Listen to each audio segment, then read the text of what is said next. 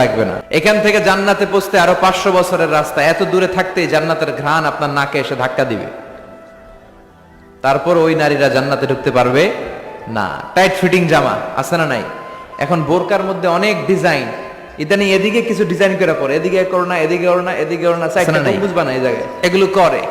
তো এগুলো করলে তার পর্দার চেয়ে তার সৌন্দর্যের প্রকাশ আরো বেশি হয়ে যায়। এরপরে বিশ্বনবী নিষেধ করেছেন ঝাঁঝালো পারফিউম দিয়ে বেরোতে নিষেধ করেছেন। আমার বোনেরা, নিজেদেরকে ক্লিন রাখবেন, পরিচ্ছন্ন